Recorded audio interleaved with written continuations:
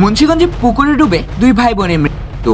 মুন্সিগঞ্জ সদরের মহাখালী ইউনিয়নের কেওয়ার ঢালিবাড়ি এলাকায় পুকুরে ডুবে দুই ভাই বোনের মৃত্যু হয়েছে। শুক্রবার সন্ধ্যা 7:30টার দিকে বাড়ির পাশে ঢালিবাড়ি সরকারি প্রাথমিক বিদ্যালয়ের পুকুর থেকে তাদের মরদেহ উদ্ধার করা হয়। নিহত দুই শিশু ওই এলাকার দিনমজুর নূরে আলমের সন্তান। 8 বছরের শিশু মরিয়ম আক্তার ও 6 বছরের ছেলে আল আমিন। তারা দুইজনেই স্থানীয় আল জামিয়াতুল তারামতিয়া খলিলিয়া মাদ্রাসার শিক্ষার্থী ছিল। স্বজনরা জানায়, প্রতিদিনের মতো শুক্রবার বিকালে তারা বাড়ির পাশে খেলতে বের হয়। পরে সন্ধ্যায় বাড়ি ফিরে না আসায় পরিবারের লোকজন তাদের খোঁজাখুঁজি শুরু করে। পরে কোথাও খুঁজে না পেয়ে ওই পুকুরে সন্ধানের চেষ্টা করে। এতে সন্ধ্যা 7:30টার দিকে বাড়ির পাশের ঢালিবাড়ি সরকারি প্রাথমিক বিদ্যালয়ের পুকুর থেকে দুই ভাই বোনের মরদেহ উদ্ধার করে স্থানীয়রা।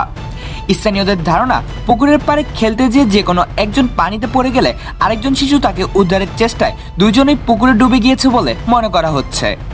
মুন্সিগঞ্জ সদর থানার ভারপ্রাপ্ত কর্মকর্তা আমিনুল ইসলাম জানান, সংবাদ পেয়ে ঘটনাস্থলে পুলিশ পাঠানো হয়েছে।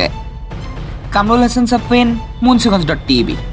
Apollo diagnostic and consultation centre সিপাহীপাড়ায় এখন বিশেষজ্ঞ ডাক্তার দ্বারা আপনাদের সুচিকিৎসা দেওয়া হচ্ছে।